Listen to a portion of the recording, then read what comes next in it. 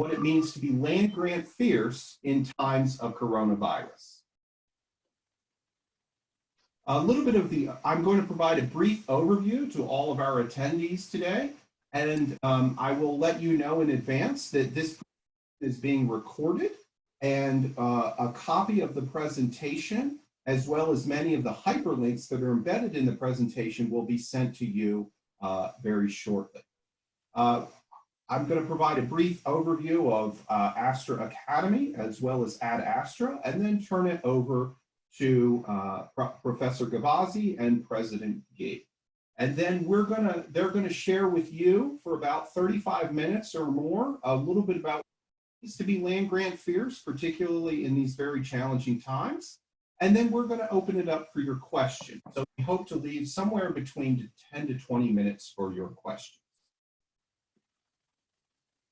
A little bit about Ad Astra. We are a course scheduling and enrollment management organization. We work with over 500 institutions of higher education we focus on looking to find innovative ways to retain and graduate students faster. Through our research, we found that if a college and university builds a more efficient course schedule, then they can retain and graduate their students faster, and the institution themselves can often save hundreds of thousands and in some cases millions of dollars by being more efficient with their existing resources.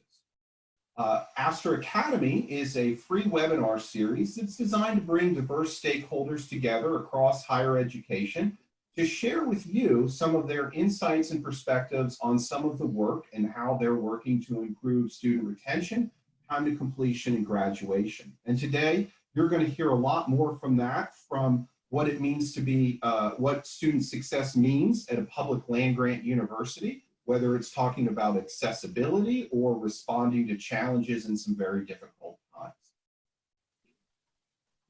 I also wanted to mention, during these difficult times, there's always an opportunity to help others.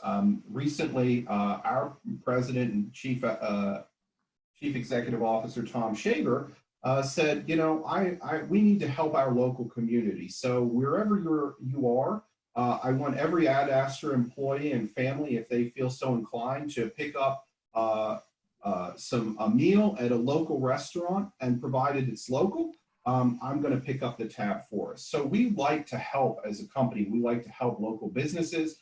We have lots of opportunities in terms of ways to get engaged in community engagement and philanthropy, but we always like to help local publishers as well. And Johns Hopkins University Press published Land Grant Universities in the Future, which provides some of the content for this webinar.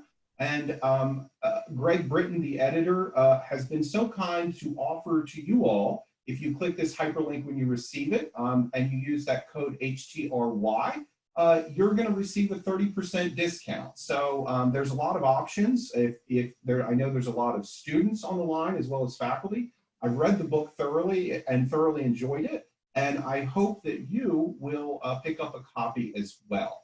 So we certainly thank Greg Britton and Johns Hopkins University Press, and if you have the chance, I know the book's available on Amazon, but they would sure appreciate kind of supporting the local publisher, because you know, university publishers are really the lifeblood of innovation for publishing in the higher education realm. So without further ado, I'd like to turn it over to Professor Gavazzi, who's going to talk to you about what it means to be land grant fierce. Steve? All right. Well, thank you very much, John, and thanks for this opportunity. So thanks to Astra Academy, too, for hosting all of this. And thanks to all of you taking moments out of your very busy schedules as we deal with this very unusual set of circumstances. But it's an opportunity for us to talk about being land grant fierce. And my hope today is, if you're not already feeling land grant fierce, that by the end of this presentation, you're certainly going to feel that way. And hopefully connect that to the COVID-19 crisis that we're dealing with right now, and how land grants can actually lead the way. So just a moment to talk about land grant fierce.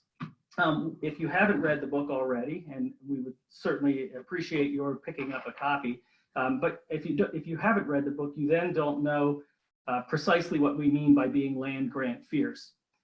Early on in the book, President Gee and I talk about the need for land grant universities to embrace their original mission, which was to serve the states and the idiosyncratic needs of those states. We felt that there was a tendency, especially more recently, to look at a pursuit of a model that didn't necessarily fit the true land grant mission. And so therefore we were talking about some homogenization of the American public university, where everyone was trying to be the same kind of university. Instead, what we really were talking about was in the same vein that, as a for instance, a Catholic university should be more fiercely Catholic, a Baptist university should be more fiercely Baptist. We also felt, perhaps not with the same spiritual connotations, but we felt that land grants should be more fierce in their orientation towards their original mission. So one thing that we also wanted to point out, just coincidentally, the Chronicle of Higher Education came out today with a trends snapshot in which they actually adopted as their cover photo the land grant fierce motto. So shout out to our colleagues at the Chronicle for doing that and for putting together what I've already read through is a real bang up publication in terms of talking about the 21st century land grant mission. The other thing that I want to mention is, since many of you are on Twitter, if you would like to be commenting on this webinar today, use the hashtag #LandGrantFierce, and let's see if we can't keep this conversation going beyond just the hour that we have today. My job, before we get to the star of the show, and that's of course President Gee, is to just give you a quick overview of the land grant study that we had done, talk just a little bit about our sample and the interview protocol that we had utilized. Great thanks should be given not only to President Gee, but also to Ohio State University President Michael Drake for having co-written a letter to all of their land grant colleagues, all of the presidents and chancellors across the country, and inviting them to be a part of this study that we wanted to conduct. As it turns out, we were anticipating probably about 10 university presidents getting involved in the interviews. We were delighted to see that immediately with that letter going out, we had 27 presidents and chancellors who agreed to be interviewed for purposes of this study. And we were also very proud to notice that there was very balanced representation of these presidents and chancellors across the country. So fairly equal distribution of presidents in the Northwest, Southwest, Southeast, Midwest, and Northeast. The study itself was a SWOT analysis. Most of you are familiar with that terminology, but if not, what we were seeking to do was to identify certain strengths, weaknesses, opportunities, and threats that these presidents and chancellors were viewing, not only for their specific universities, the specific universities that they were leading, but also for land grant universities across the nation. And so we used 4 main questions about these strengths, weaknesses, opportunities, and threats in order to conduct these interviews. But of course, the presidents were free to go off in any other direction that they wanted to. And to a person, these conversations that we had were very robust. What we did see was, out of the qualitative data that came from these interviews, we saw some fairly significant evidence of conflicting priorities. And by that, and you'll see in just a moment in the next slide, there were 7 themes that really jumped out at us that when we had done the content analysis of this qualitative data, that really jumped out and really in many ways was dialectical in orientation, meaning that there was a dynamic tension that existed inside of each of these 7 themes. Okay, so without any further ado, here are the 7 themes. Between President Gee and I, we probably will touch on all 7 of these at some point in the time that we have with you today, but you'll see that there are 3 in particular that are bolded out in red that we for certain are at least going to make some preliminary comments about, and that is reduced funding to universities versus the demand for greater efficiency. The look at the emphasis on research prowess versus excellence in teaching and engagement with the community. And then also a look at the tension between national rankings and, on the other end of that pole, a focus on more accessible and affordable higher education. The other themes, the idea of the dynamic tension that exists between basic and applied research, the dynamic tension between serving a rural versus an urban community environment, and the tension between and more global or international focus versus a closer to home impact are all things that we think will probably come up today. And then finally, this kind of catch-all category at the end, or catch-all theme, the idea of the value of pursuing a higher education degree versus not going to college. And as it turns out, this is one of the themes that's actually beginning to make headlines as students and their families deal with the COVID-19 pandemic and making decisions about what's going to happen even as early as this fall. Okay, so again, just as a reminder, our focal point today is how these themes will play out, how they're playing out now, and in at least the immediate and middle term aftermath of this pandemic that we're dealing with.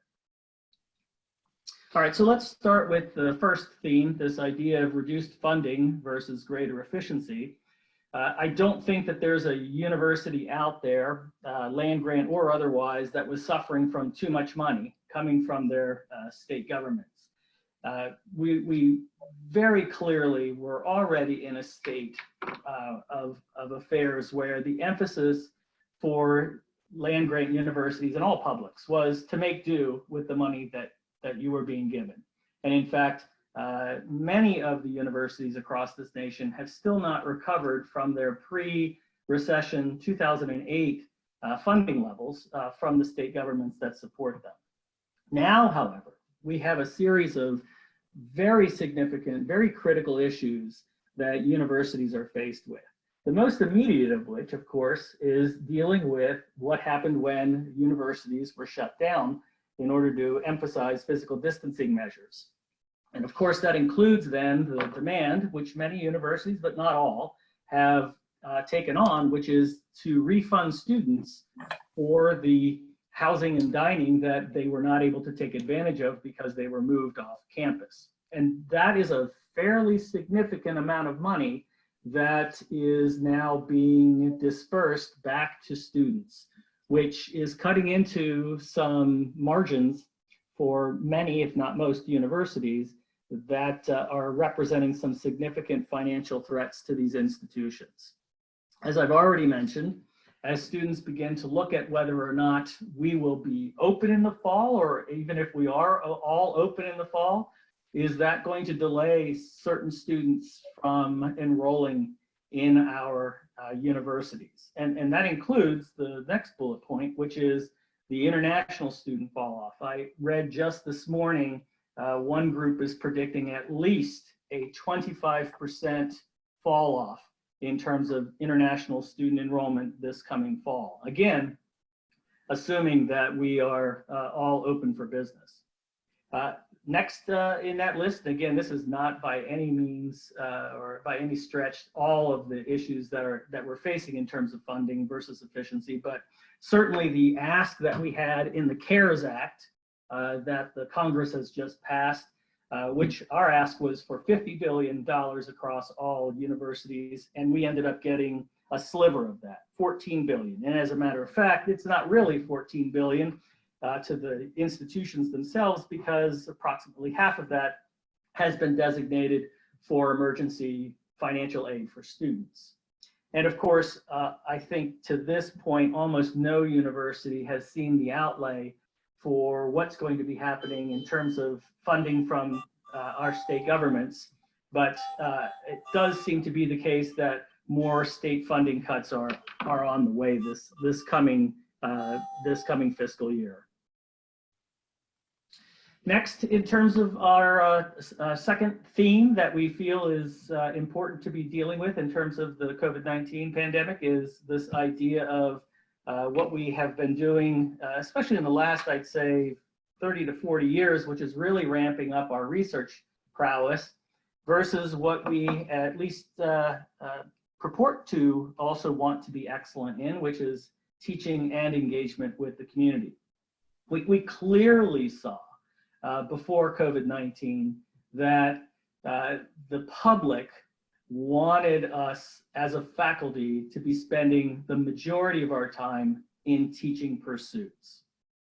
Even the most recent work that President Gee and I have done for our latest book that will be coming out from Johns Hopkins University Press, which is entitled tentatively, What's Public About Public Higher Ed?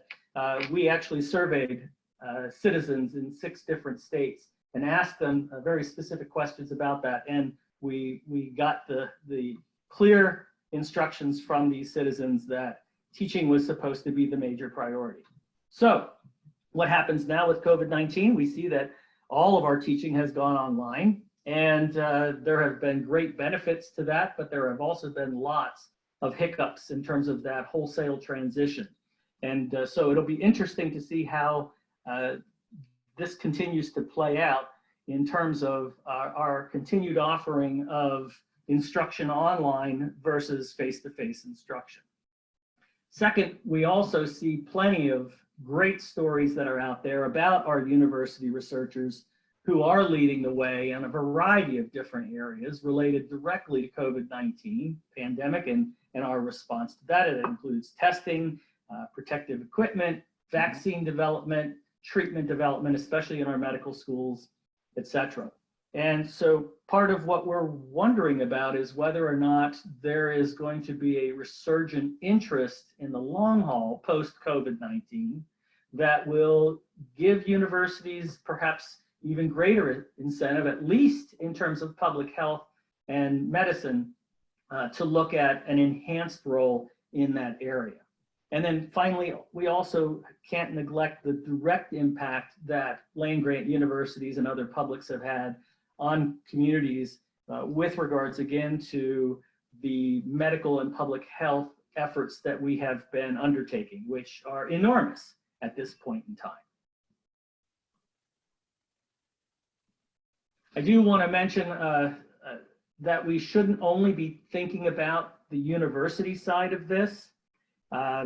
In fact, yesterday I just published an article in Forbes magazine that talked about, as you see the title here, with students gone from their residences, college towns indeed are very much in crisis mode right now. And so it's important, especially when we're looking at the community engagement aspect of all of this, how is it that land-grant universities are working directly with their communities with regards to both the short-term, but also the longer-term implications of the economic well-being of the communities that host us. So we think that that's also a very important topic that we should be tracking. And then third and finally, in terms of this quick list of themes and what we would like to talk about with all of you today, it's this idea of looking at the dynamic tension between national rankings and the other pole of this, access and affordability. And I think it's just fair to say that there was already a dynamic tension that existed between these. These are not mutually exclusive, but we do tend to see that when universities, including land grants, move up in terms of national rankings, it's always pulling the lever, and it's one of the few levers that universities have to pull on their the entrance exams, the standardized test scores of their incoming freshmen. And those tend to be highly correlated with socioeconomic status, for one. And so we see an imbalance in terms of the diversity of students who are involved in incoming classes, especially again at land grants, and the national rankings. So with COVID-19, we raised the question, will US News and World Report even matter? I will speak for President Geek and say this himself, but I think we're both in agreement that we'd love to see US News and World Report die an untimely death at this point. Because again, those rankings are so skewed, and what they represent are not necessarily what the nation needs at this point in time in terms of quality indicators. And so at the very least, we raise the other question, even if those national rankings do survive, will land grants and other public universities be evaluated in the eyes of the public with different metrics? And are those metrics going to matter more now than they ever have before? So I will stop here, and I'm ready to turn this over to President Gee with this idea that we have lots of heightened risks in front of us, but also very, very much a situation where there are increased opportunities. And so with that, I'm going to turn it over with perfect timing to President Gee. Well, thank you, Steve. Everyone on the webinar, we're grateful to be here, and Steve and I are very grateful to John and to his team for allowing us this opportunity. And of course, it is precisely that. And I know there will be a number of questions, and I'll try to move rather quickly because we really consented to do this because we love to have the questions. As Steve indicated, we're in the process of just finishing up another book, which is based on a number of the things that we're talking about right now. So let me just go back about one step, and that is the fact that Steve and I worked together at Ohio State. I was president of the university. He was the dean of one of our campuses. And as such, he and I would often talk about the fact that it was very difficult for us to determine quite what the role of the university, Ohio State being a significant institution with 65,000 students and about 50,000 faculty and staff. But the question was, what is the role of the university as a land-grant institution? And I have been president of two land-grant institutions, both of them twice, West Virginia University twice, and in Ohio State twice. University of Colorado, where I was president, was not a land-grant institution. And of course, Brown and Vanderbilt, where I both served as president or chancellor, were small private institutions. And one of the reasons that I returned to the land-grant university was a very simple one, and that is the fact that I joke about this, but I'd wake up every morning at a couple of the other places I was at, and I say, you know, this is wonderful. I'm privileged to be here. We have great resources, but I'm not certain why I'm here. I think that the land-grant university has been, in many ways, the center of the renaissance of the American university over the last 150 years. And yet I have felt, and I know Steve joins me, and a number of people join me in feeling like we have moved toward more amalgamation. And so the notion being that the strength of American higher education, if you think about it, there are 4,500 universities and colleges in this country, and some of them joke that I've been president of half of them, not quite, but I think that the fact is that what has been the strength of American higher education has been its differentiation, large and small, public and private, Catholic and Mormon, all of those differentiations. And the minute that we have started to move toward amalgamation, I think we've lost a lot of what has been the strength of American higher education. So this notion of the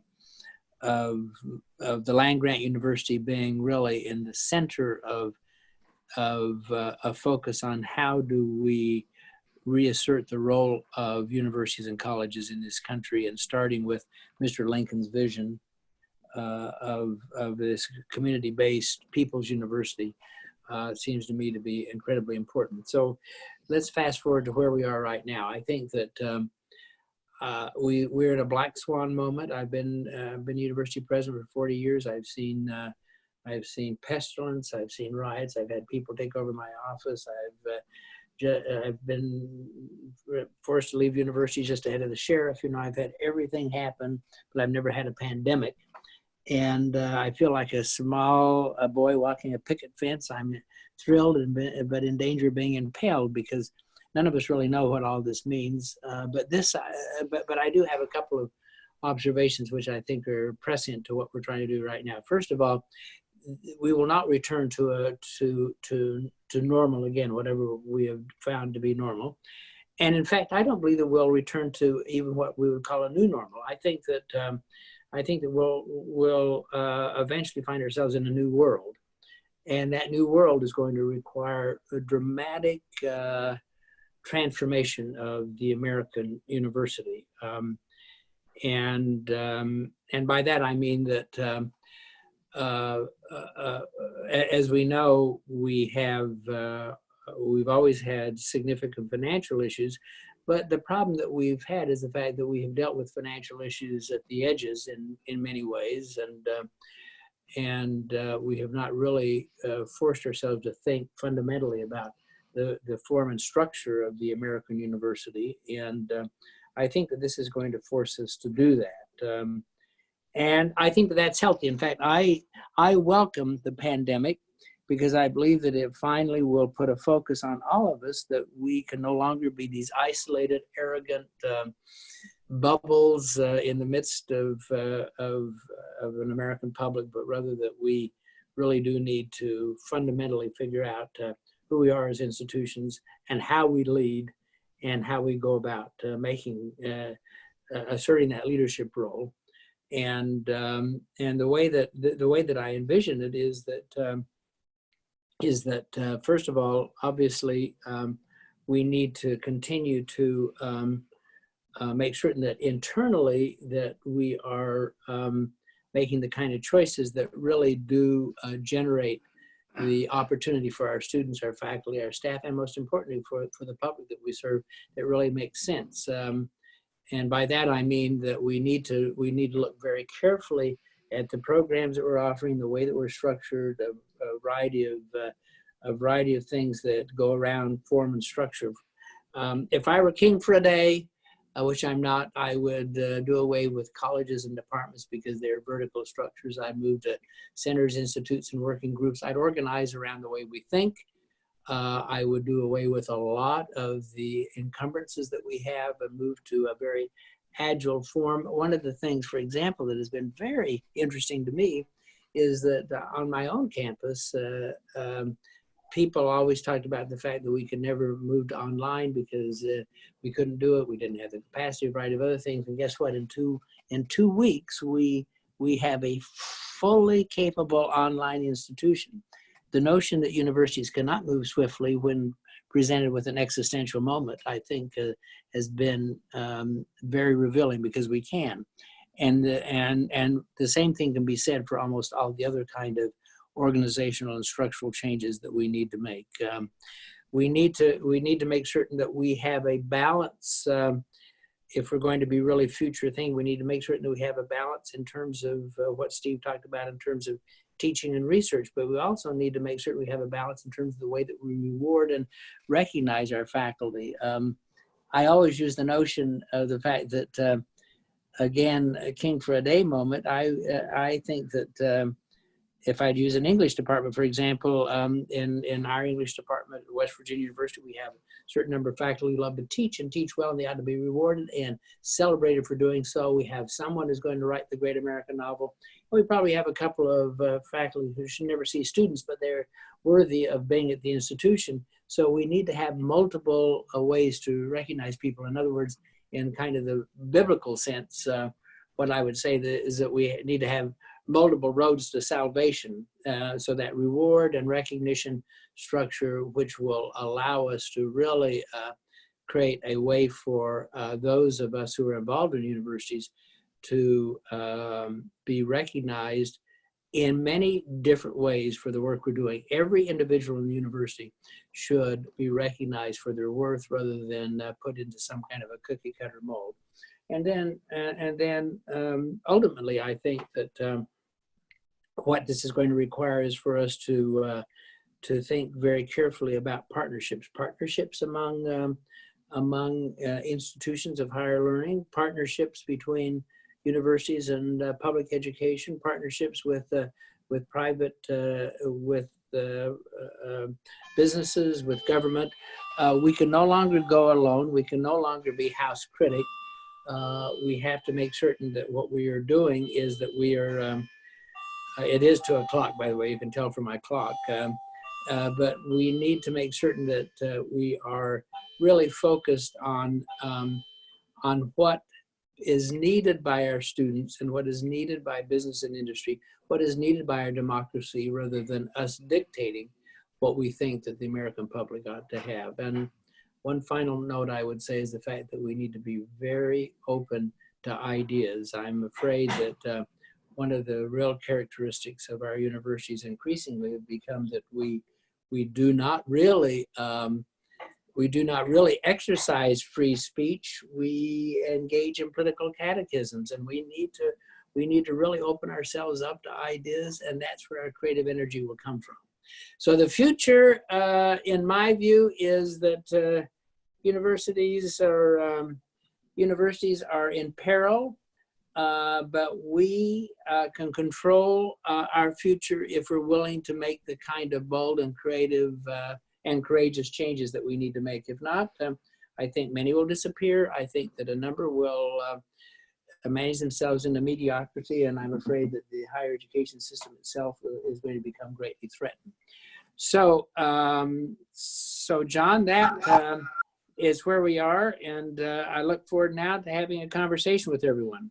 Okay, well, thank you very much for your thoughts, President Gee, as well as Steve.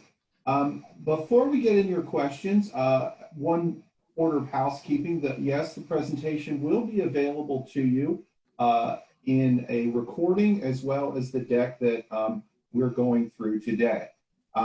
I did want to make one note. If you would like to actually chat some questions to us, you can actually chat them, use the chat message down at the bottom of Zoom, and ask your question, and I will try to get as many questions answered during the time that we have remaining, which is a little over 25 minutes. I did want to mention, as we move forward, there are a couple ways that you can continue to stay engaged. Probably the best way is actually to pick up your own copy of Land Grant Universities for the Future, Higher Education for the Public Good.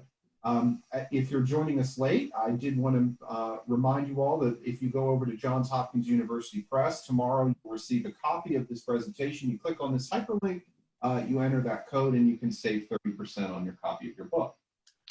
President Gee also very recently wrote an article on how colleges can lead in response to the coronavirus, and we'll touch on that a little bit in the question and answer phase. But it's a great article and well worth your read as well. The title of the article is "Colleges Must Lead and Not Follow Through Coronavirus," and a link of that is going to be available as well. Did want to make reference to our next Astra Academy, which is scheduled for April 30th. It's going to be with Christopher Mullen and Allison Kaldick. Christopher works at Start Strong to Finish. That's an initiative with funded by Gates, the Gates Foundation, as well as the Kresge Foundation. And they're going to be talking about core principles to ensure student success in the time of coronavirus, looking at student success, the importance of gateways, particularly in undergraduate education. Following that, on May 7th, we're going to have another webinar, which is going to focus on the labor market, and it's entitled "Aligning In-Demand Skills and Credentials in a Challenging Labor Market." So I know there's some graduate students that are here. We welcome you. I think you'll probably want to attend that as well. That will be with Dr. Lynn Latukas and Liz Moran, both of SAS Institute. SAS Institute works with 90 out of the top 100 Fortune 500 companies. So I thought it would be a good opportunity to hear from some people who work very closely with institutions of higher education and building that gap between identifying in-demand skills in higher education and what employers are looking for. So that is going to be on May 7th. Also wanted to make reference to the Academic Planning Resource Hub. That is a great way for you to see this content as well as a whole lot of other free content that we make available through at Astra.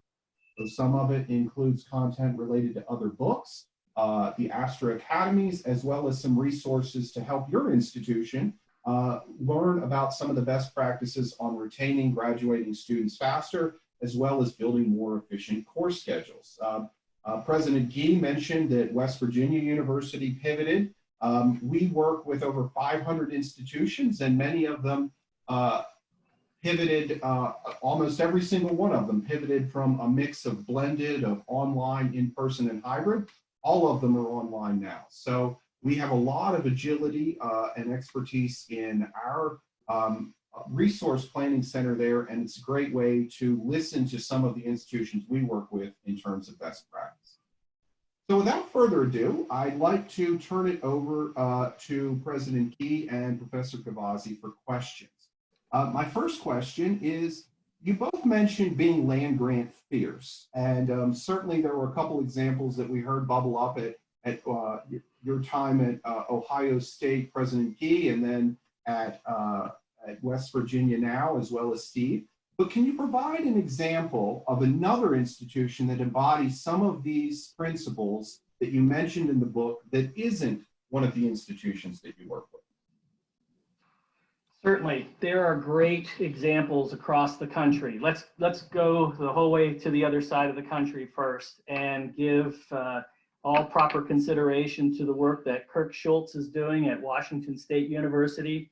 I happen to have been invited out there last May because President Schultz and his administrative team adopted our book and adopted the land grant fierce motto as part of their strategic planning process. So I don't think you can get any more land grant fierce than what the folks at Washington State are doing right now. If we work backwards from there, there's plenty of other great examples of land grant leadership.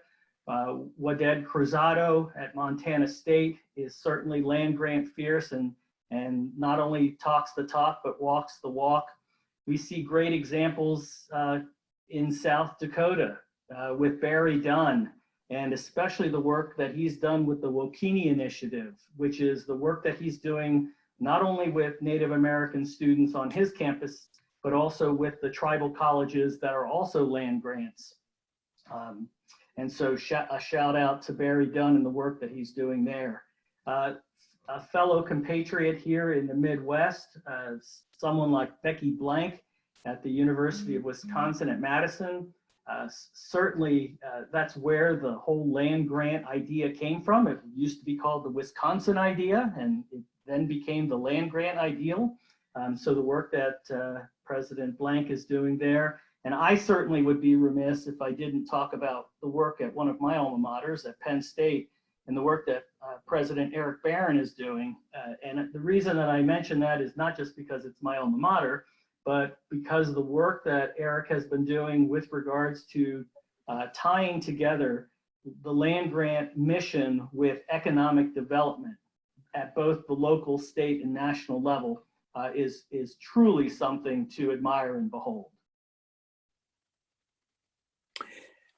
And just to say, Steve and I talked about the other examples. You know, there are a number of marvelous land grant institutions, but I think that those who that Steve mentioned clearly have done great work. Steve, did you mention Utah State also, which I think has been doing very good work too? Yeah, actually, let's throw two more in there. Utah State, which has really, I think, pushed forward this idea of teaching excellence. They have a journal that's devoted specifically to teaching excellence. And I think that they're really in many ways leading the country in how the land grant mission is tied into teaching. And President Gee, I don't think we should only talk about the 1862 institutions. We should also mention at least one of the 1890 institutions, and that's Kentucky State. And the work that MC Brown is doing there is just phenomenal. And so again, we should be reminding folks that 19 of the historical Black colleges and universities, the HBCUs, 19 of them are land grants and very much follow the same mission that the 1862 institutions do as well. Absolutely. Absolutely. Okay. John?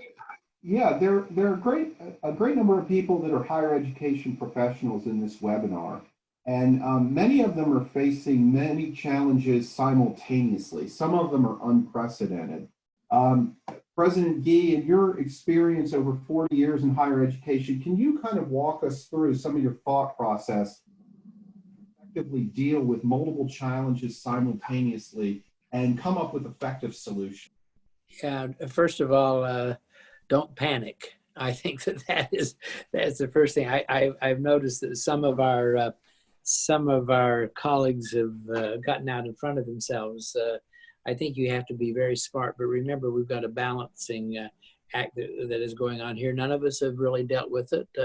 None of us have had to shut down our institutions and move to online quite this way, but clearly the notion of making certain that we do not panic, but rather that we deal with data, and we also work very closely with our state government and with our health officials. We're very fortunate that the czar of the coronavirus epidemic in West Virginia, which is, by the way, a pink state, not a red state. By that I mean we have really flattened the curve here, and that is a part of the role of the university, I think, in that regard, is to be a calm force. Secondly of all, internally, I believe it's all about communication and team ball, and by that I mean you cannot over communicate. Your faculty, your staff, your students are very concerned, maybe even frightened about where they are, and so I think that the notion of communicating the facts. I mean, the good facts, the bad facts, the challenging ones, but make certain that there are no rumors.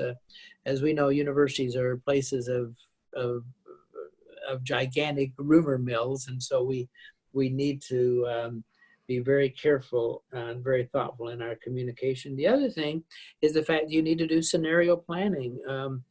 And by that I mean you need to think about all the various permutations of what could happen, and then you need to figure out if that is going to happen, what do you do to continue to strengthen the institution?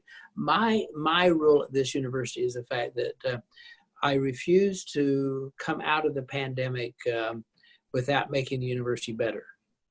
I think that that's the gift we've been given, and I know I know some of you will roll your eyes when I say that, but we've been given a real gift. We can make ourselves better in terms of the way that we organize ourselves, the way that we use our resources, the way that we reward ourselves, the way that we work with our communities.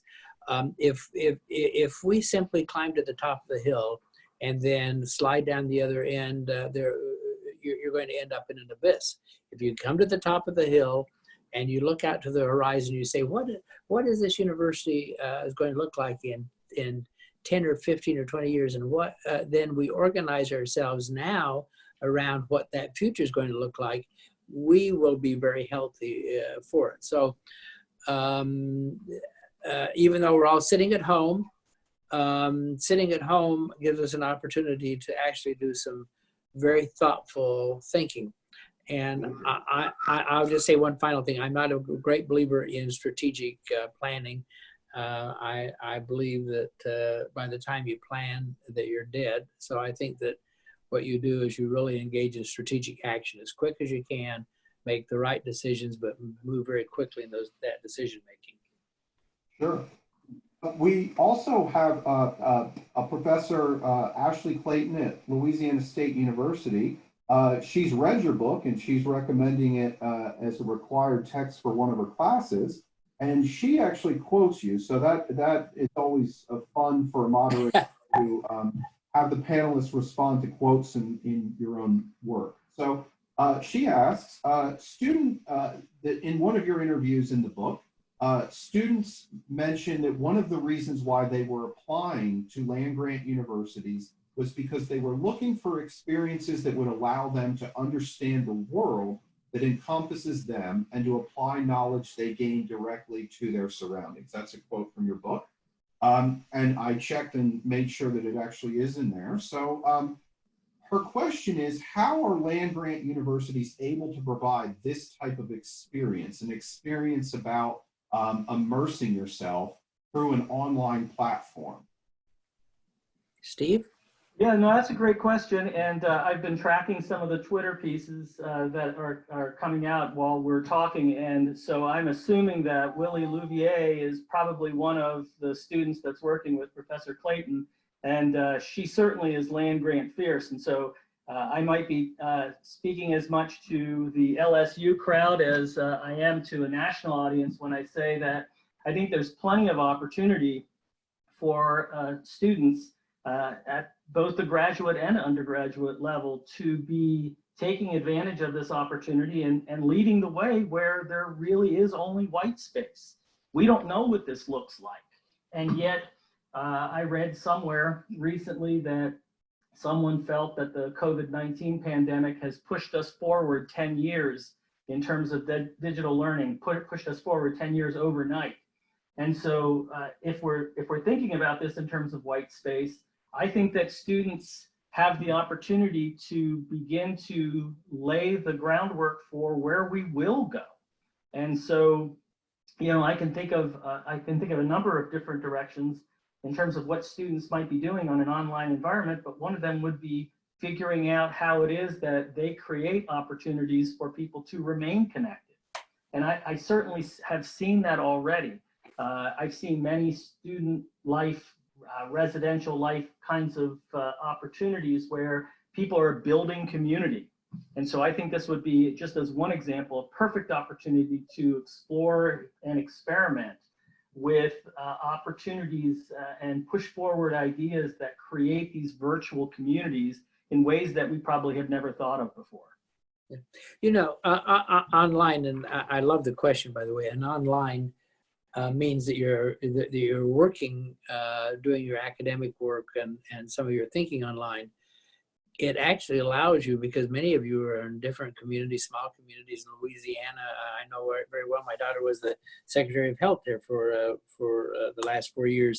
I know that that in these small communities, those who are online can then go out and, in the best of the land grant traditions, engage in that community building, which is the tradition we're trying to reinforce. So in some ways, we talk about hybrid learning. Hybrid learning is where you have some classes in person and some online. Well, what about hybrid applied learning, which is you have a class online and then you go out and take that learning and have it applied in the communities that surround you? Absolutely. Another question, because we're in this period of uncertainty, someone had asked about, in the last recession, STEM fields seemed to fare reasonably well, but that was less the case for the social sciences and the humanities. What strategies can institutions employ to save or strengthen their social science and humanities programs amidst declining state appropriations? I know that was a theme in the Land Grant University's book. Maybe you can talk about that in the new reality. Yeah. Well, I think that there is a real opportunity for the renaissance of the humanities. And I know that some people will disagree with this, but think about it. The world of ideas is so fast forward now that you really can't keep up with it. And the only way you can keep up with it is to be smart enough and wise enough to ask very good questions, which is a humanistic trait. The second thing is those who are able to communicate, to read, to understand, to write well. Those are the characteristics of a humanistic education. And those, I think, characteristics in a very fast forward world are going to be absolutely sustaining. So in many ways, and I've seen it increasingly. So you have people in technology areas saying, I really don't want to have someone who can sit there and type in some gibberish. I want to have someone who can really think and write and and propose what we're trying to do and talk about it in the right way. So the humanities have a chance to really reassert themselves in this strange world we find ourselves. The second thing, of course, is with the social sciences.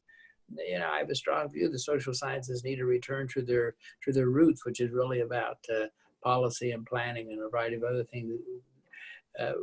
We have a lot of people publishing things and killing a lot of trees for which no one is really made better by it, other than the people who have written it. So I think that the social sciences have a chance to, again, in this environment, to really return to what is an important component of how we're going to think about our future, which is this policy-centered approach. Yeah, well, this is my wheelhouse. I am a social scientist, and I couldn't agree with President Guy more about a return to first principles. And again, if you think about the COVID-19 pandemic and what's happened with all of our families, I'm a family therapist and a family research scientist by training, and I've got my wife and I've got my youngest son here at home, and we're all online and we're all doing things in ways that we've never done before. That's worthy of study. And I think it gets to what President Guy talked about in terms of an applied focus. And of course, if you remember back, hearkening back to our 7 themes, one of the dynamic tensions that we heard about quite a bit from the presidents and chancellors that we interviewed was this dynamic tension between applied and basic research. And so this idea of perhaps the pendulum swinging towards more applied work and rewarding, again, getting back to President Guy's point about rewarding that work in ways in which we perhaps have not been doing as much, at least as of late. Absolutely.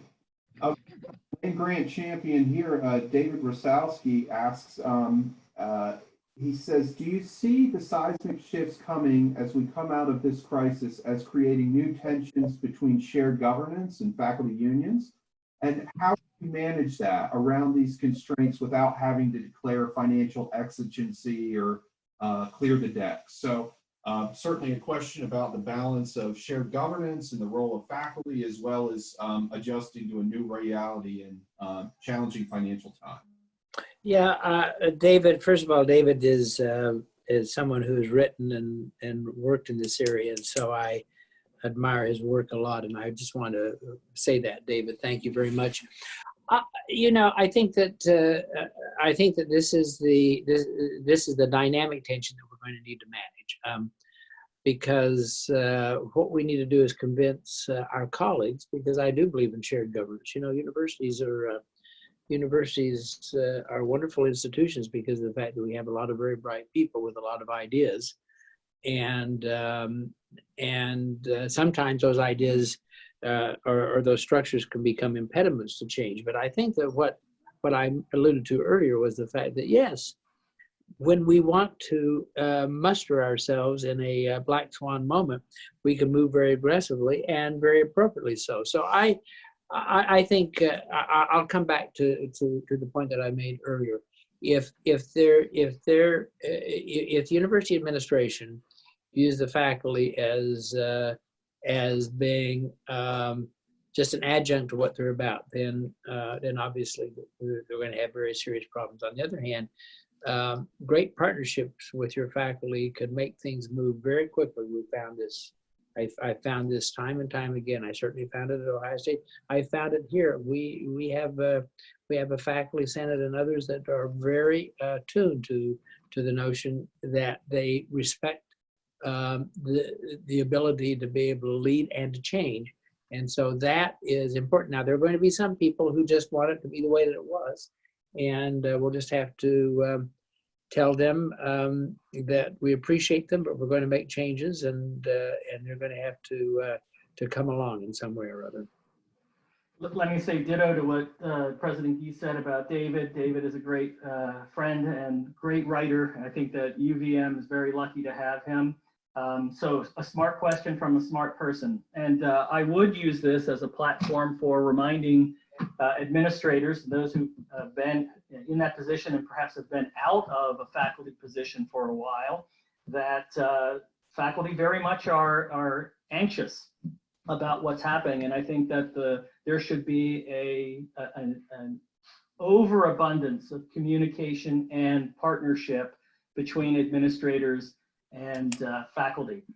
David and I are both former administrators who are now back in the faculty, and I think that perhaps we're maybe a little bit more sensitive to that than others. So again, I think an overabundance of caution in terms of making decisions that are not, that don't allow faculty to be a very significant part of that would be a critical mistake at this point in the process.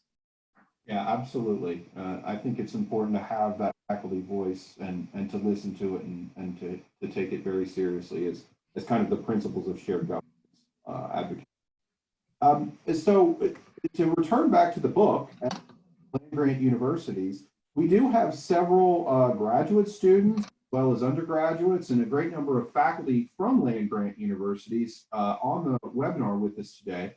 So I'd be remiss if I didn't ask and get your opinion on maybe an area that's understudied or underdeveloped in terms of academic inquiry into maybe in the book you touch upon a servant university, you touch upon the public good, access versus other opportunities in being a world leading institution. What are some areas that you both would recommend in terms of a greater scholarly inquiry around land-grant university? Well, I think that you'll sound like I'll sound like I'm hawking our next book, but I've made a point to Steve, and one of the reasons we've gotten onto this, what we call fallen angels, that's the title that I've given to our new book. But the issue is this. So when I became a university president 40 years ago, 95% of the American public thought that higher education was important. And now it's slipped down below 50%. And the question we have to ask ourselves is why?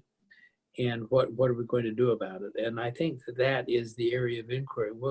We have to ask in the best Hippocratic sense, and that is, as a physician, how are you going to heal yourself? Because obviously universities have lost a tremendous amount of belief by the public in their importance. And when we lose public support because we don't make widgets and we don't produce cars, when we lose public support, we lose our ability to be able to really affect change and actually lead in a democratic society. So that area of study really does need to continue to move forward. And we are doing that, but a number of other people need to be doing it also. Yeah, I've been really impressed since our book came out at the end of 2018. I have had contact with no less than a dozen doctoral students from different land-grant universities who are doing many of the things that President Gee just mentioned. I think that it's imperative that we continue to take the pulse of what the public thinks of us, because we very much were designed from the outset to be the people's universities. And so if we're going to remain steadfast in that mission, we need to know what the people want us to do. Absolutely. And I think maybe we have time for one more. So I'll ask it kind of, you touch upon this, President Gee, as kind of an opportunity to understand why we've fallen as public land-grant universities and what we're doing about it. There are a lot of things that you've done at West Virginia University, your faculty, your staff, your medical center. I was wondering if you could touch upon some of those things that are public good, that since coronavirus, how your institution has helped respond to your community and the nation overall. You know, I think that the blessing of being where I am right now is the fact that it's a very small state. West Virginia has every problem in America. We've raced to the bottom, and I joke about the only other state to race with us is Louisiana. My daughter is the Secretary of Health there, so she's not doing a very good job. But anyway, I think that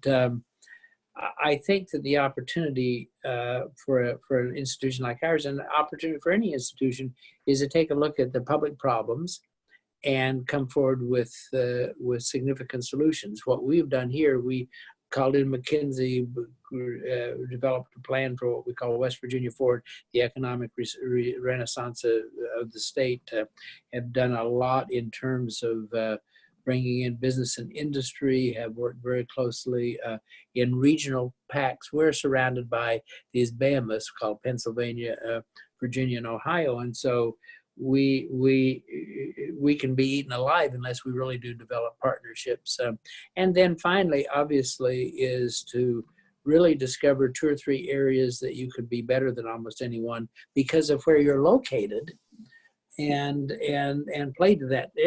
Every institution is located in a different part of the world, and so so you need to play to the strengths that you're given, and not try to replicate institutions in other areas of the country or in places that have additional strengths that you may not even want to have. Okay, well, thank you very much, President Gee and Professor Gavazzi, for joining us. And thank you, audience. I greatly appreciate your time for taking so much of it out today of your busy schedule. And thank you for attending this Astra Academy.